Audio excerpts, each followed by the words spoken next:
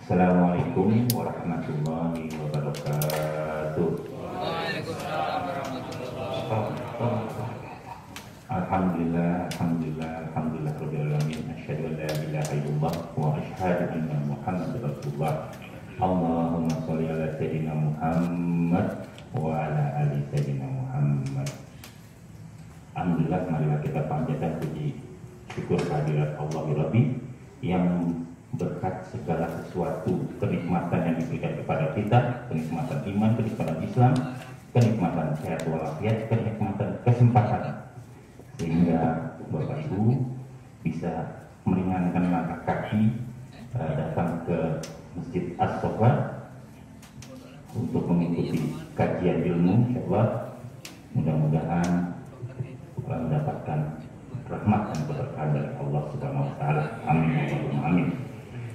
Tak lupa juga marilah kita panjatkan salawat dan salam kehadirat junjungan alam Nabi Allah Rasulullah Muhammad sallallahu alaihi wasallam yang pada bimbingan beliau kita bisa keluar dari zaman kejadian ke zaman yang terang benderang seperti saat ini.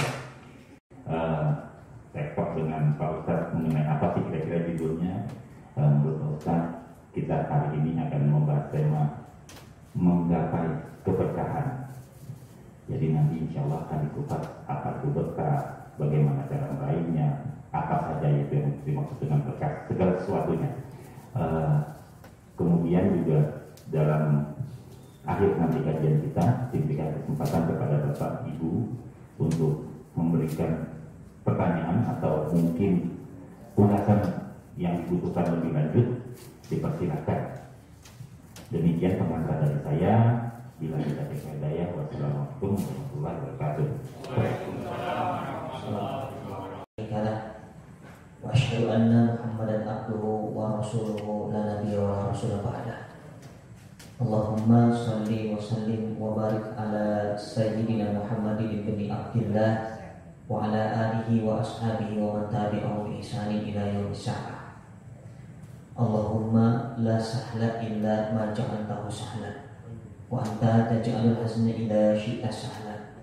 Allahumma anfa'na bima 'allamtana wa 'allimna bima yanfa'una wa barik lana fi ilmina. Subhanaka la ilma lana illa ma 'allamtana innaka antal alimul hakim. Shallallahul adzim. Mudah-mudahan pertemuan kita pada malam hari ini senantiasa dalam limpahan rahmat dan berkah Allah Subhanahu wa taala. Bapak Ibu yang dirahmati Allah, setelah kita ucapkan kalimat syukur kepada Allah dan kita sampaikan ungkapan sholawat kepada Rasulullah SAW, tema kita malam hari ini menggapai keberkahan. Kalau berbicara berkah, sering kita mendengar kata-kata ini, bahkan sering kita mengucapkan kata-kata berkah. Gak usah jauh-jauh, kalau ketemu sama saudara tetangga, yang pertama kali diucapkan perintah Rasulullah, salah. Idza laqitum fasallim alaihi, kata Nabi. Kalau ada jumpa dengan saudara sesama mukmin, maka wajib Anda ini untuk apa? Menjawab salam, sunnah mengucapkan salam. Tapi kalau ini sudah perintah Rasulullah, hak seorang muslim atas muslim ada 6, di antaranya kalau jumpa ucapkan salam, lemparkan salam. Dan di dalam kalimat salam itu tidak hanya berbicara keselamatan, tidak hanya berbicara rahmat, tapi berbicara keberkahan. Makanya kata-katanya assalamualaikum warahmatullahi wabarakatuh. Ini doa. Jadi jangan dikira ucapan salam itu tidak berefek dahsyat kepada kita. Itu luar biasa. Makanya sampai ada ulama mengatakan, kalau seandainya kita ingin berangkat ke masjid, lalu tetangga mungkin ada yang belum dapat hidayah, ya, ada satu kumpulan dia masih main judi mungkin atau main sesuatu yang tidak bermanfaat, sementara kita mau ke masjid, maka orang Islam yang baik jangan mengabaikan saudara kita yang belum dapat hidayah. Lempar mereka dengan doa. Doanya apa? Salam saja. Hati-hati nih. Ya ada orang macam semoga mendapat berkah. Nah itu beda, berkah dengan berkah itu beda. Tapi ada kesamaan memang. Berkah dan berkah itu sama-sama dicari. Ya, ada orang yang hobinya kalau ada acara tuh cari apa? Cari berkah. Memang belum makan dia. Ya, itu persamaannya. Yang kedua, sama-sama manfaat. Berkah bermanfaat, dimakan, kenyang, berkah juga manfaat. Nah, tapi yang ketiga ini yang membedakan antara berkat dan berkah. Apa perbedaannya? Kalau berkat itu habis, selesai, dimakan, habis. Tapi kalau berkah nggak akan ada habisnya. Akan berarti kebaikan. Nah, itulah makna singkat daripada berkah. Nah, pertanyaannya kemudian, apa pentingnya berkah dalam kehidupan kita ini? Apa pentingnya? Memang apa sih manfaatnya berkah itu? Kenapa sih ini dibahas? Mohon maaf, Bapak Ibu dirahmati Allah. Segala sesuatu ketika ditempelkan dengan yang namanya kata berkah, maka sesuatu itu akan menjadi mulia dan akan menjadi lebih. Ya, kalau sesuatu itu nempel dengan berkah. Contoh, ada satu tempat di muka bumi ini yang Allah mengatakan bahwa tempat itu adalah tempat yang berkah. Allah yang langsung mengatakan, karena memang al-barakatu minallah, berkah itu dari Allah. Kalau berkat dari PKM bisa jadi. Tapi kalau berkah itu dari Allah. Tidak ada satu keberkahan pun kecuali datangnya dari Allah. Makanya mintanya sama Allah. Apa kehendak Allah? Allah ingin menciptakan khalifah saat itu. Wa qala rabbuka lil malaikati inni ja'ilun fil ardi khalifah. Tapi malaikat mengatakan, "Ya Rabb, untuk apa ciptakan makhluk yang baru lagi? Kan ada kami yang mensucikanmu." Yang malaikat berkeliling di arsy Allah. Wah, minta ampun sama Allah. Lalu Allah bertanya, "Wahai malaikat, apa yang kalian lakukan?" Lalu malaikat mengatakan, "Ya Rabb, sesungguhnya kami ini merasa bersalah dengan kalimat subhanaka la ilma lana illa ma 'allamtana innaka antal alimul hakim." Itu ungkapan malaikat merasa bersalah. Maka Allah suka melihat malaikat tawaf. Lalu Allah katakan, "Wahai malaikat, makhluk atau khalifah yang akan aku ciptakan nanti itu pun yang terus akan berbuat salah. Maka tolong buatkan tempat di bumi di mana makhlukku nanti ini bisa berkeliling tawaf seperti tawafnya kalian di arsy." Makanya Allah perintahkan malaikat membangun satu bangunan yang mana nanti kita bisa tawaf. Ternyata Allah bangun yang namanya apa? Ka'bah. Kelebihan di Mekah itu, siapapun yang ibadah di sana, satu kali sholat pahalanya berapa? 100.000. Lebih enggak dengan tempat lain? Lebih. Nah, artinya di sini ada keberkahan, ada nilai lebih, ada nilai kebaikan di sana. Makanya segala apapun yang lebih itu berkah. Kelebihan, ada kelebihan. Ya, termasuk kelebihan berat badan itu berkah juga. Ya, kalau dia bersyukur kepada Allah. Kalau ngeluh berkah juga nanti. Nah, itu tempat yang pertama. Tempat kedua di mana? Di Aqsa. Nah, Aqsa itu berkah. Allah sampaikan di dalam Al-Qur'an Al-Karim, subhanalladzi asra bi 'abdihi lailan minal masjidil haram ilal masjidil aqsa alladzi barakna haulahu. Yang Allah berkahi sekelilingnya. Jadi Makkah itu berkah, Aqsa itu berkah, satu lagi Madinah itu berkah. Kenapa? Karena di Madinah ada Raudhah, di Madinah ada makam Rasul sallallahu alaihi wasallam. Di Makkah ada Masjidil Haram, di Aqsa tempat berpijaknya para nabi. Salat pertama kali di bumi, imamnya Rasulullah, makmumnya para nabi, para rasul saat peristiwa Isra wal Mi'raj. Makanya 3 waktu. Ya, kita bicara waktu sekarang. Ada satu waktu. Waktu ini kalau ditempelkan dengan kelebihan atau keberkahan, maka dia akan punya nilai lebih dan punya nilai kebaikan. Kapan kira-kira? Waktu yang paling baik, ya, selama 365 hari itu kapan? Lailatul Qadar. Makanya Quran itu diturunkan di Lailatul Qadar. Tapi ada ayat lain mengatakan inna anzalnahu fi lailatin mubarakah. Ya kan? Sesungguhnya kami menurunkan Al-Quran maksudnya di satu malam yang penuh dengan keberkahan. Kapan? Lailatul Qadar. Karena Quran turun memang di Lailatul Qadar. Makanya siapapun yang ibadah di Lailatul Qadar, apa kata Imam Asy-Syafi'i rahimahullah taala, man shalla bi Lailatul Qadar ka'annahu qad shalla bi 80 sana wa lam yatawaqqaf bi tarfata'in. Dia salat, dia ibadah, dia ngaji Lailatul Qadar seolah-olah dia seperti ibadah 1000 bulan, bahkan lebih. Kalau sudah ditempelkan dengan keberkahan, ada nilai lebih di sana. Ya, contoh saja, gak usah kita lihat Rasulullah, sudah pasti Rasulullah usianya berkah. Imam Asy-Syafi'i rahimahullah taala di usia berapa Pak wafat Imam Asy-Syafi'i? Usia 56 tahun. Ini usia apa nih? Kalau di kantor pensiun. Imam Asy-Syafi'i rahimahullah taala wafat usia 56 tahun, tapi karyanya subhanallah 56 tahun hidup memiliki 200 karya. Tapi semua karyanya karya yang luar biasa, menjadi rujukan sampai hari ini. Itu berkah gak itu usianya? Berkah. Karena apa? Ada nilai lebih di sana, ada kebaikan di sana.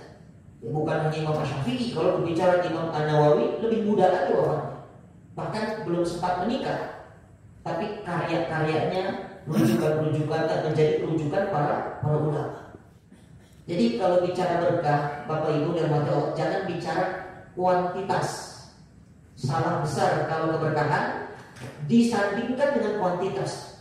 Karena keberkahan itu bicaranya adalah kualitas, bukan kuantitas. Makanya nggak jaminan kalau orang berkah kemudian hartanya melimpah, bukan jaminan.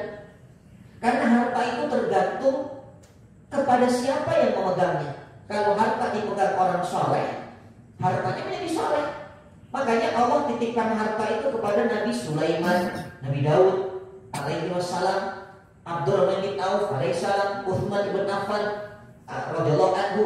Karena apa? Karena mereka itu orang-orang yang ditempelkan dalam hartanya keberkahan. Makanya ada kelebihan di sana, ada manfaat di sana, ada kebaikan di sana. Tapi coba lihat, harta kalau ditempelkan kepada Qarun, kepada Fir'aun, hasilnya apa? Tidak ada manfaat di sana, tidak ada lebih.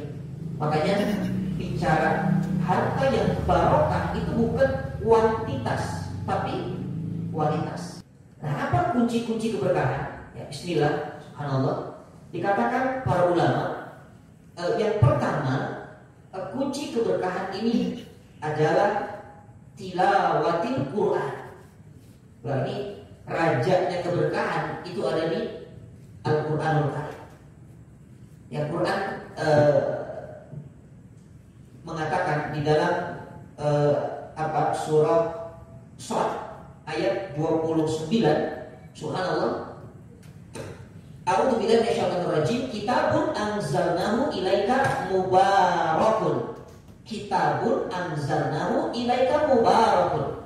Ini kitab, ya, kami turunkan kepadamu ya Muhammad, kitab yang isinya adalah semuanya keberkahan. Di Quran itu isinya keberkahan. Kenapa?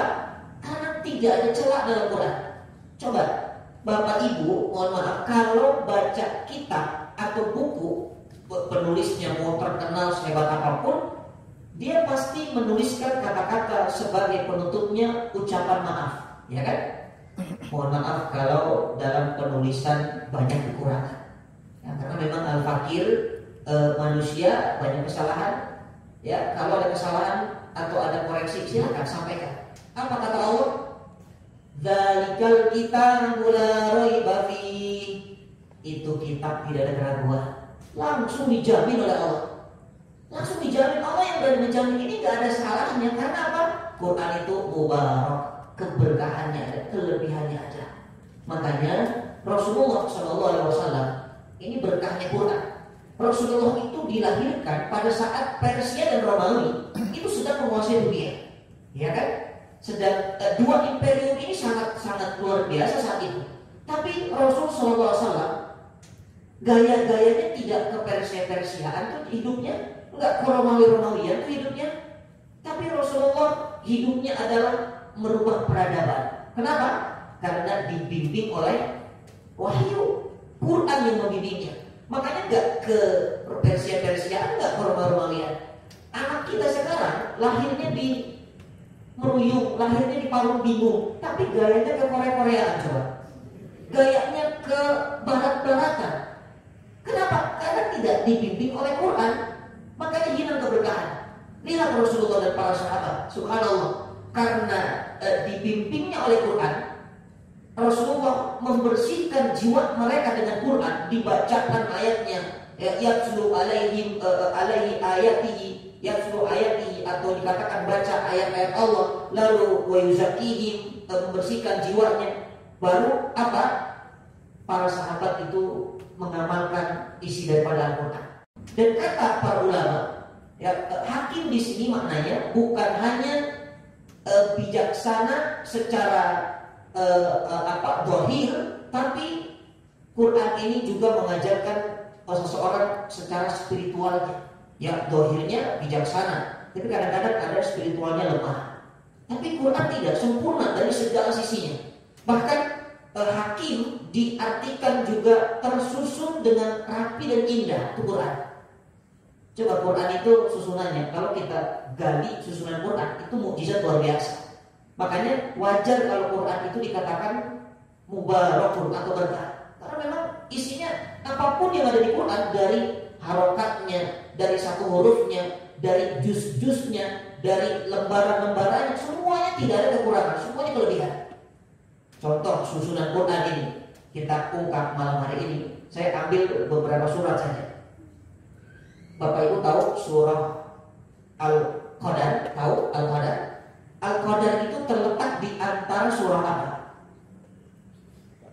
Ini tebak-tebakan nih. Hadiahnya brosur umroh. Subhanallah. Tapi percuma, belum vaksin saya susah umroh gitu ya. Nah, surah Al-Qadar itu berada di antara surah Al-Alaq dan Al-Bayyinah. Ya, Al-Alaq dan Al-Bayyinah. Nah, ini rahasianya. Kenapa Allah meletakkan surah Al-Qadar di antara Al-Alaq dan Al-Bayyinah?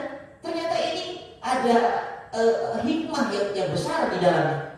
Coba kita lihat, surah Al-Alaq itu dibuka dengan kata-kata Iqra, ya kan? Iqra bismi rabbikal ladzi khalaq. Iqra artinya apa? Bacalah. Iqra, bacalah. Nah, pertanyaannya, yang dibaca itu apa? Maka ulama mengatakan yang dibaca itu yang diturunkan di saat Lailatul Qadar. Allah perintahkan di surah Al-Alaq Iqra. Tapi apa yang diiqra? Apa yang dibaca? Yang dibaca adalah inna anzalnahu fi lailatul qadar. Oh, Quran yang dibaca. Subhanallah. Nah, sekarang loncat di penghujung ayatnya. Surah Al-Alaq ditutup dengan kata-kata kalla la tuti'u wasjud waqtarib.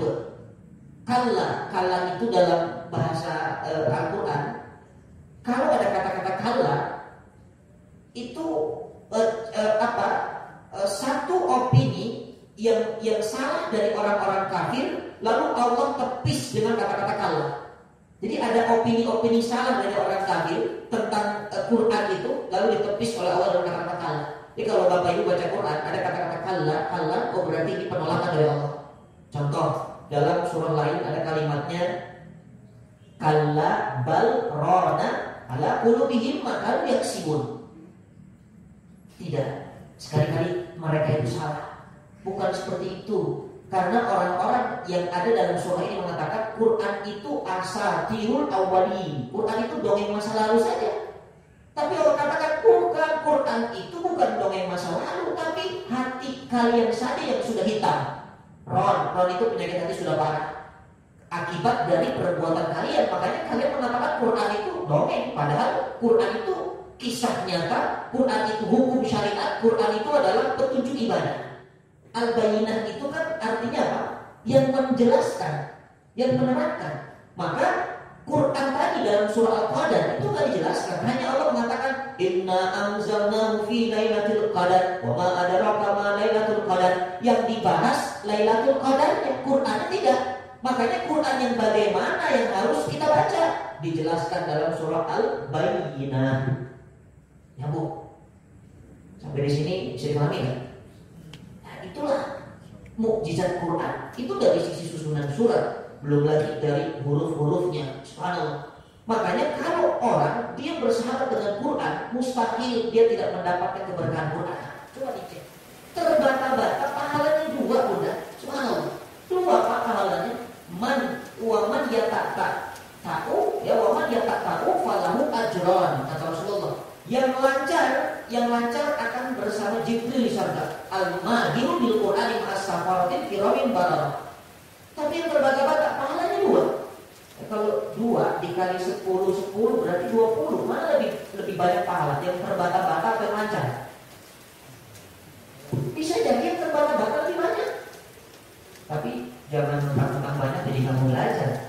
Kalau gitu alhamdulillah Ustaz saya terbata-bata aja. Itu juga salah. Tetap harus belajar, ya, supaya naik derajatnya menjadi ahli Quran, al-mahir, yang pandai baca Quran. Subhanallah. Yang kedua, setelah tilawah Al-Quran, maka syukur kepada Allah. Syukur itu berkah. Memang tidak ada ayat secara eksplisit menjelaskan syukur itu berkah. Tapi dalam surah Ibrahim Allah mengatakan, la in syakartum la azidannakum. Dan ayat ini unik, ya. Uniknya apa? Allah ketika mengatakan tentang masalah syukur, Allah tambahkan. Tapi ketika Allah berbicara kufur, Allah nggak kurang. Tapi Allah azab langsung, ancamannya azab. Seharusnya yang pas, kalau sesuai bahasa Indonesia, siapapun yang bersyukur aku tambah, siapapun yang kufur aku kurangin, gitu kan? Seharusnya itu yang pas. Tapi Quran tak pernah salah. Begitu orang itu syukur ditambahkan oleh Allah. Begitu kufur nggak pakai kurang-kurang, langsung ingat adab Allah begitu. Makanya syukur itu apa? Syukur itu ziyadatul khair, kebaikannya ditambah. Jadi kata-kata la azidannakum, sungguh aku akan tambah. Tambahnya di sana jangan diukur kuantitas. Jadi pagi-pagi bangun tidur sehat, aman, bisa makan hari itu orang kaya. Apalagi kalau ditambah sholat fajar 2 rakaat. Subhanallah. Yang sholat fajar 2 rakaat sudah kaya, tambah lagi sehat, bangun tidur, aman, bangun tidur, bisa makan 1 hari itu orang kaya. Jadi lipat ganda kekayaan dilimpahkan kepada kita. Pantas Rasulullah mengatakan, Allahumma barik li ummati fi bukuriha. Ya Allah, berkahilah umatku siapapun yang bangun di pagi hari. Jadi kalau ada orang bangunnya jam 4 subuh, maka mendapatkan percikan daripada doa itu. Bangun jam 3 dapat ini. Bangun jam 2 lebih hebat lagi. Karena apa? Karena kalau berkah itu tambah kebaikan-kebaikannya. Bangun jam 2 bisa sholat taubat, bisa sholat tahajudnya, bisa witirnya, bisa istighfarnya, bisa tadarusnya. Beda dengan yang bangun jam 4:15 hampir subuh. Paling dapat 2 rakaat 1 witir, ya belum lagi cuci mukanya lama supaya nggak ngantuk. Tapi dari jam 2 itu berkahnya lebih hebat. Belum lagi sholat fajarnya, belum lagi subuhnya, belum lagi baris taklimnya, belum lagi infaknya, sila ukhuwahnya dengan saudara-saudara sama muslimnya. Subhanallah. Makanya doa Nabi ini luar biasa. Bersyukurlah orang yang pagi-pagi bisa bangun, ya, selalu mendapatkan keberkahan. Syukur kunci keberkahan. Nah, yang terakhir, ya, kunci keberkahan yang terakhir adalah apa? Subhanallah, dengan kita berbakti kepada kedua orang tua kita. Ya, orang tua kita itu pintu berkah luar biasa. Walaupun orang tua kita mungkin pendidikannya tidak setinggi kita, walaupun orang tua kita sudah pikun mungkin, tapi kalau ada seorang istri di sana, ini orang tua ini bicara mertua juga ya, bukan hanya orang tua. Karena setelah menikah orang tua kita itu ada 4, ya, ibu 2, ayah 2. Jadi bukan hanya orang tua kandung, tapi mertua juga orang tua. Makanya sama-sama jadi mahram secara syariat. Artinya apa? Statusnya sama-sama orang tua. Jangan pilih-pilih. Kalau ada seorang menantu misalnya belanja ke pasar saja, Dia cium tangan orang tuanya, dia pamit ke mertuanya, Bu, aku mau ke pasar, cium tangan. Subhanallah, malaikat Allah turunkan, Allah mengatakan, wahai malaikat, jaga wanita ini, kemudian jadikan apapun yang dibeli di pasar menjadi keberkahan. Subhanallah. Makanya dibawa pulang makanannya, dimakan anak-anaknya, dimakan berkah. Kenapa? Hanya sekedar pamit dengan orang tua. Begitu pun suami mau ke kantor, cari orang tuanya, cium tangannya. Malaikat diberitakan Allah, jaga laki-laki, belikan setiap langkahnya, setiap hasil keringat dari dikerjakannya barokah. Subhanallah. Orang tua luar biasa. Alhamdulillahirabbil alamin, kita sempurnakan pertemuan kita malam hari ini dengan bermohon kepada Allah, mudah-mudahan seluruh rangkaian amal soleh kita senantiasa dalam limpahan rahmat dan berkah Allah Subhanahu wa taala. Dan semoga keluarga kita, keturunan kita, cucu-cucu kita kelak menjadi keluarga yang sakinah, mawaddah, warahmah, dan juga dilimpahkan dengan keberkahan dari Allah Subhanahu wa taala. Dan semoga majelis kita ini, Masjid As-Saff ini juga selalu senantiasa dalam limpahan rahmat dan berkah Allah Subhanahu wa taala. Amin. Ala hadirin wa ala kulli niyatin shalihah. Al-Fatihah. A'udzubillahi minasyaitonir rajim. Bismillahirrahmanirrahim. Alhamdulillahirabbil alamin. Arrahmanir rahim. Maliki yaumiddin. Iyyaka na'budu wa iyyaka nasta'in. Ihdinas siratal mustaqim. Shiratal ladzina an'amta 'alaihim ghairil maghdubi 'alaihim waladdallin. Amin. Astagfirullahaladzim. A'udzu billahi minasyaitonir rajim. Bismillahirrahmanirrahim. Alhamdulillahirabbil alamin. Hamdan syakirin, hamdan na'imin, hamdan yuwafi ni'amahu wa yukafi'u mazidah. Ya Rabbana lakal hamdu wa lakal syukru wa lakal ridha kama yanbaghi li jalali wajhikal karim wa 'azimi sultanik. Allahumma shalli ala sayyidina Muhammadin wa ala ali sayyidina Muhammad. Allahumma ighfir lana dzunubana wa dzunuba walidina warhamna warhamhum kama rabbawna shighara. Allahumma arinal haqqa haqqan warzuqna ittiba'ah wa arinal batila batila warzuqna ijtinaba. La ilaha illa anta rabbana wa nahnu ibaduka wa nahnu ala dzalika mastata'na. Na'udzu bika min syarri ma sana'na. Nabu'u laka bi ni'matika 'alaina wa nabu'u bi dzunubina faghfir lana fa innahu la yaghfiru dzunuba illa anta.